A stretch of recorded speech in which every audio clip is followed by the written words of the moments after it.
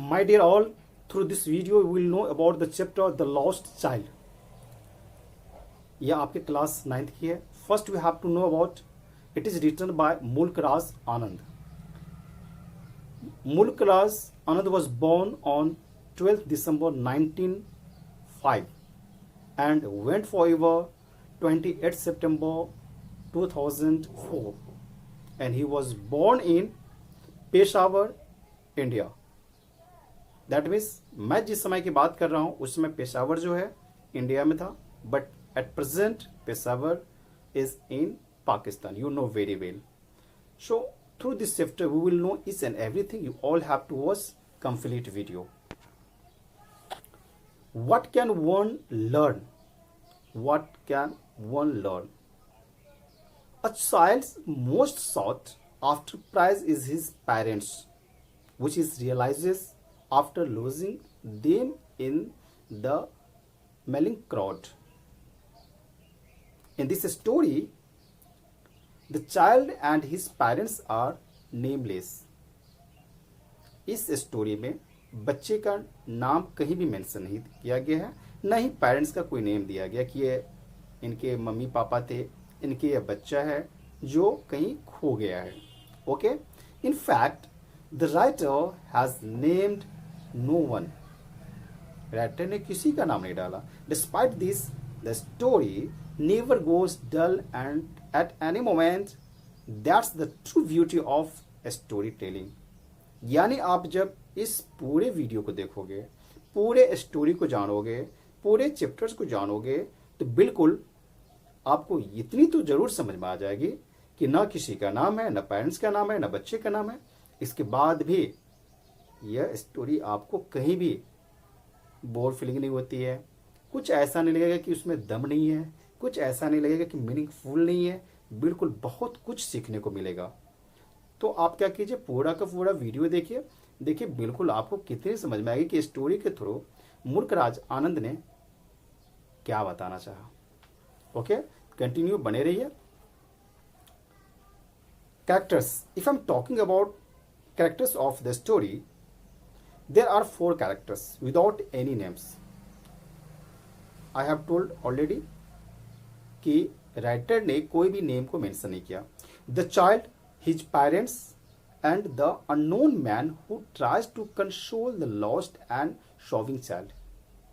एक तो mummy papa हो गए, 2 हो गए. एक बच्चा, एक बच्चे के मम्मी और पापा, 3 हो गए. एंड एक पर्सन जो कि मेला में अननोन है, वो खोए हुए बच्चे को मिलता है, फिर उसे हेल्प भी करता है. The child is very young and full of Joy and excitement at the thought of visiting the fair. आप भी यदि बच्चे थे, मैं भी बच्चे था जिस समय, उस समय मेले के पीछे बिल्कुल लगे रहते थे कि कभी भी मेला होता तो जाने में बहुत इंजॉय करते थे, और करना भी चाहिए. He is attracted by all the sights, the sound of the fair. Like all child of his age, he wants whatever catches his fancy, whether a sweet meat or a dragonfly. He is, however, quite obedient and disciplined, as he does not throw the tantrum when his parents does not give him any of the things. कभी ऐसा नहीं करता था कि बिना parents के पूछे हुए किसी चीज को हाथ लगा ले या कुछ ऐसा प्लानिंग कर लेना. बट मन को तो कोई रोक नहीं सकता, चाहे पेरेंट्स हो चाहे कोई भी हो. बिल्कुल आपके मन में कभी न कभी चाह तो जरूर हो जाती है, उससे पेरेंट्स कोई नहीं रोक सकता है कि मन को न वहां तक पहुंचाओ. वो तो पॉसिबल नहीं हो पाएगी, बल्कि कुछ चीज को रोका जा सकता है कि मुझसे ले ना ले. Okay, and that he demands. In the end lost his parents and mixed a valiant efforts to look for them. इच्छा तो बहुत सारी थी, पेरेंट्स से मिल नहीं पाया. सडनली पेरेंट्स खो जाता है. लेकिन अब क्या होता है, अब उनकी एक ही चीज रह गई कि मुझे पेरेंट्स चाहिए, दूसरा चीज नहीं चाहिए. ओके, यही सबसे मजे की बात है. Almost getting trampled under foot by the people at the temple before he is rescued by the stance. The same thing. ऐसा ही हुआ. बिल्कुल उस तरह से दिखाई नहीं पड़ा, क्लियर समझ में नहीं आया आखिर क्या किया जाए, किस तरह से किया जाए. ओके, और बहुत सारी चीज से तो वहां तो जरूर दिखाई पड़ता था, बट ऐसा कुछ हुआ नहीं. The parents. अब पेरेंट्स के बारे में भी आप जान लो। आप तो खुद जानते हो कि जब आप फेयर में जाते हो, मेला में जाते हो, तो आपके पेरेंट्स किस तरह से आपके बिहेविंग करता है, क्या चाहता है, क्या आप चाहते हो और क्या आपके पेरेंट्स चाहते रहते हैं। The father of the child appears to be a strict disciplinarian who does not give in to the demands of the child for toys and sweets. He is the head of the family and both his wife and child don't question his decisions.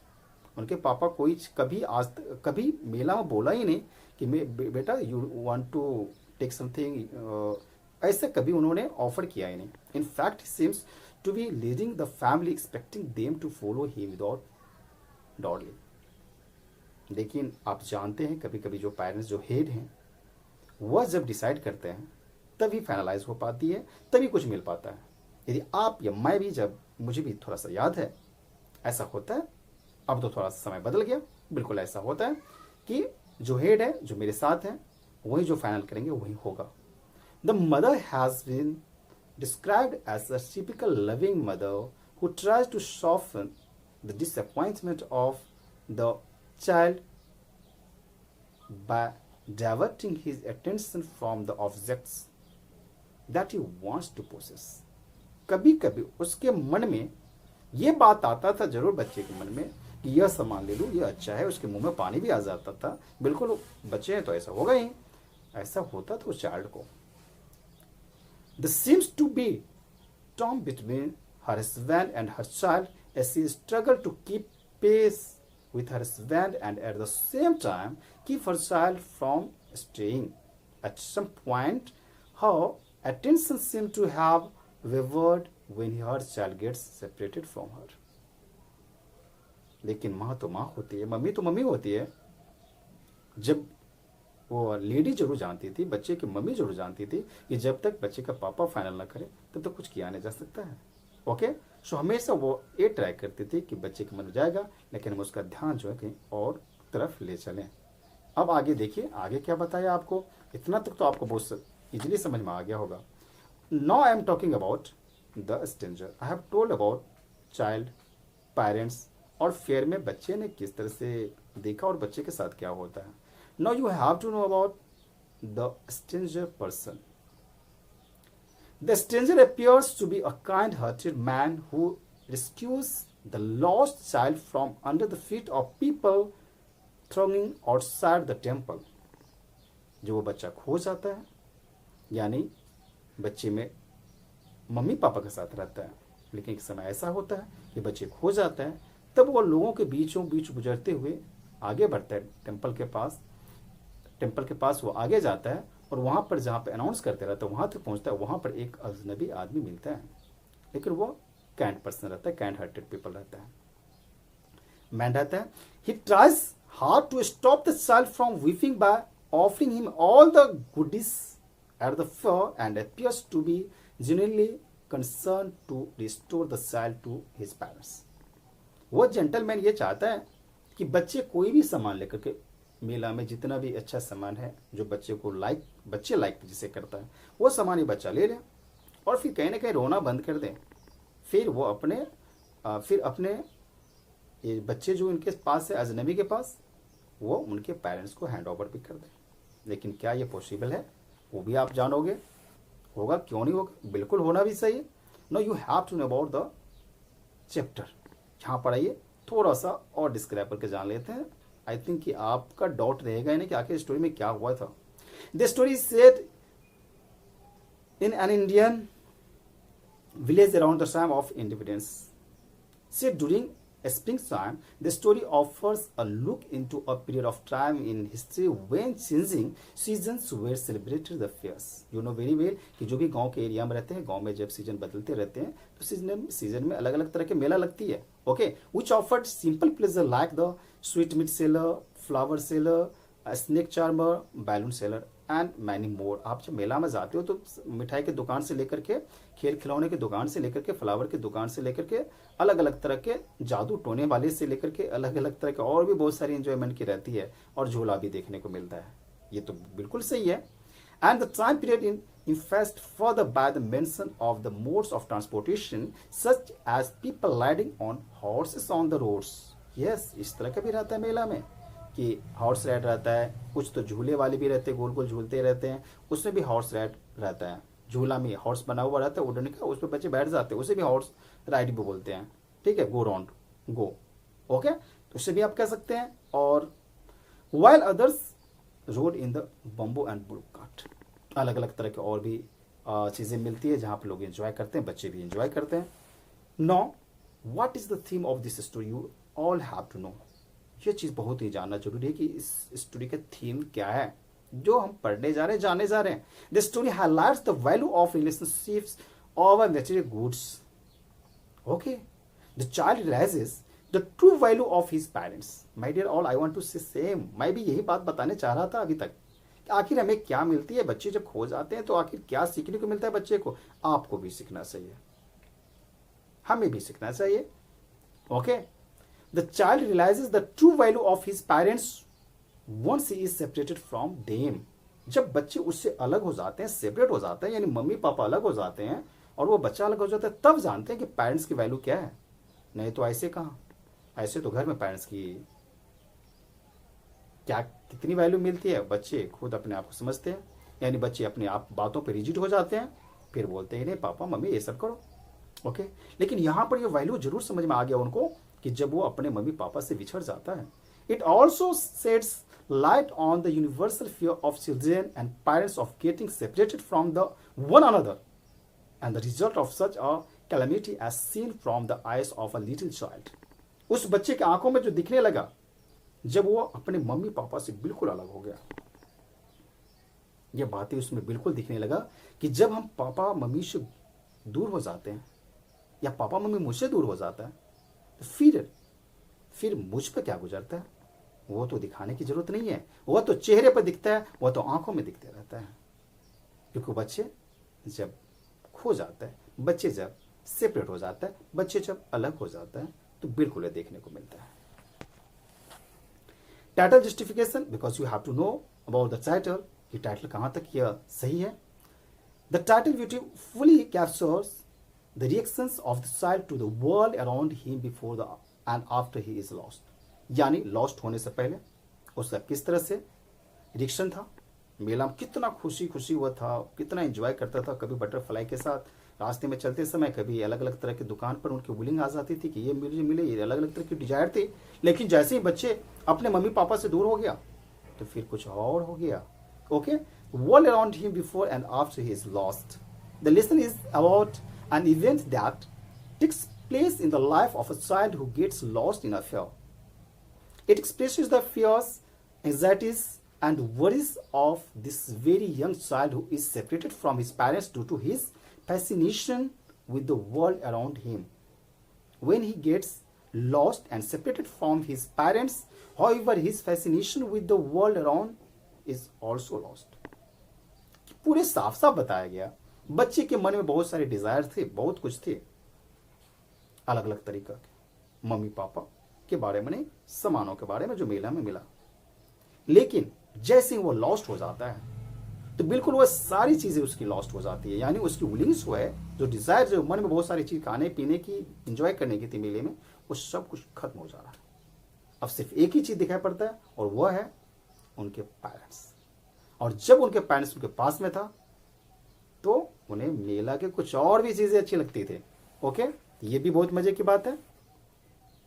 Now you have to know universality of a child's desire. किस तरह से ये सच्चाई है और क्या सच में इस सच्चाई में कितनी फैक्ट है कि एक बच्चे की जो है विलिंगनेस कितने तक रहती है।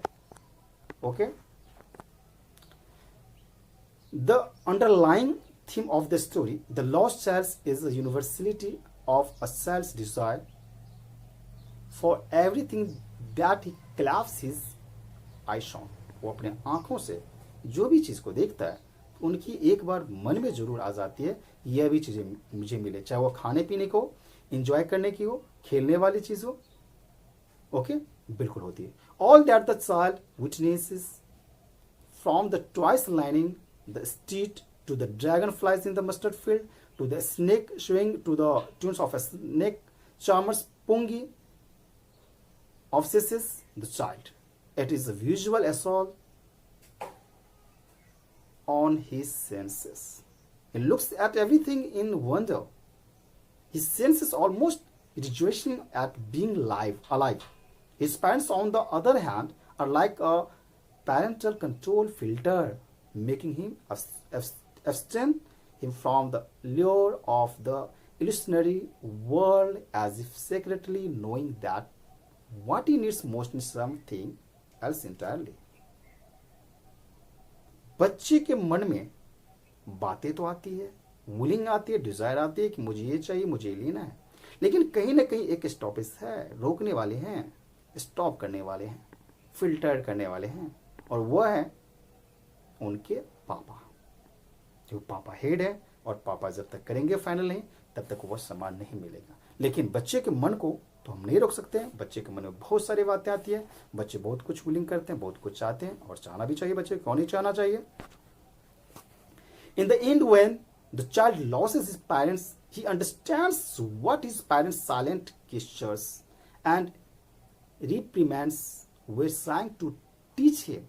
अब उनको पता लगता है कि मेरे पापा उस समय से मुझे दे नहीं रहे थे, या उनके मन में कुछ और भी था। ऐसा बात नहीं है। मुझे मेरे पापा मम्मी, या पापा की बात करूं तो बिल्कुल मुझे क्या कर रहे थे, कुछ ना कुछ सिखाना चाहते थे, कुछ ना कुछ बताना चाहते थे। आप भी कभी कभी क्या करते हो, अपने घर में बहुत गुस्सा में आ जाते हो जब आपके पेरेंट्स बोलते बेटा अभी ये काम नहीं करना, ये करो, आप अभी पढ़ाई कर लो, ये नहीं करो, आप वहां नहीं जाओ, वहां नहीं जाना चाहिए, इतने बजे तक नहीं चलना चाहिए। तो आपके मन में बहुत सारी बातें आ जाती है कि सच में मेरे पेरेंट्स मुझे कितना कंट्रोल करते हैं। एवरी टाइम ये करते रहते कि वहाँ नहीं करो, डू डस, क्या करते रहते, क्या नहीं करे, डोंट, ना करो, करो, ये सब कहते रहते हैं। माय डियर, आपके पेरेंट्स आपको कुछ बताने के लिए, कुछ सिखाने के लिए कहते हैं, और आपको इससे लेसन भी मिलता है, जैसे यहां पर मिला। He continuously refuses everything that he can. A stranger offers to console him with the very same things he was goading his parents for moments ago. Within minutes, his life changes and offers him an entirely new perspective of looking at life, understanding what is the truly important. जब वह उसकी इच्छा थी बहुत सारी चीज लेने का, तो उनके पेरेंट्स दिए नहीं। जब उनके पेरेंट्स दूर हो गए, सेपरेट हो गए बच्चे से, तो अब बच्चे का मन में यह आ गया, जब काइंड पर्सन ने उसे ऑफर किया तो वो सामान अच्छा नहीं लगने लगा जो वो पहले चाहता था। क्यों? ऐसा नहीं कुछ पेरेंट्स से डिफरेंट, उनसे सेपरेट हो गए, दूर हो गए, इसलिए उन्होंने वहां पे एक लेसन सीखा। उन्होंने सीखा कि मेरी डिजायर क्या होनी चाहिए, आखिर मुझे क्या करना चाहिए, क्या नहीं करना चाहिए, और उन्होंने वो वैल्यू को समझा कि सच में मुझे कौन सी चीज की कितनी वैल्यू देना चाहिए। गेस एंड होप, ये आप जरूर गेस करोगे, क्योंकि बच्चे ने भी इस चीज को देखा था मेले में। ओके, बर्फी मेले में बहुत पसंद था उनको, लेकिन उसे मिला नहीं। उसके बाद फ्लावर सेलर को भी देखा, और वहां पर आपको याद है कि गुलमोहर फूल फ्लावर गार्लैंड जो है वो चाहता था, लेकिन मन में ही रह गए उनकी बातें, और वहां से भी आगे पास हो गया। एंड बैलून भी डिफरेंट डिफरेंट कलर का था, लेकिन वो अपने मन में ही सोचा कि पेरेंट्स से जब ये बैलून बोलूंगा तो यही बोलेंगे कि बैलून तो बच्चों, छोटे बच्चे खेलते हैं। ओके, नो स्वीट सेलर, इसे भी आपको कुछ स्टोरी में बताया गया कि स्वीट्स की दुकान पर गए तो उनके मन थी अलग अलग स्वीट्स खाने की, लेकिन वो भी उसे नहीं मिला था। और स्नेक चाम्बर, वहाँ भी उसे देखने का मन था, लेकिन वहाँ भी वो एंजॉय नहीं कर पाया था, और उस तरह से हॉर्स राइड पर भी गया था, वहीं से वो बिछड़ गया था। लेकिन जब वो काइंड पर्सन ने उसे मिला और वो सब चीज़ का एंजॉय करने के लिए उसे बोला कि आप ले सकते हो, यहाँ ये चीज़ देख सकते हो, इसके एंजॉय कर सकते हो, तो वह कुछ भी मान लेने से इनकार कर दिया, और वह बस एक ही चीज़ कहता था, I want my mother, my father. Hope कि आप लोग को समझ में आया होगा। Thank you so much.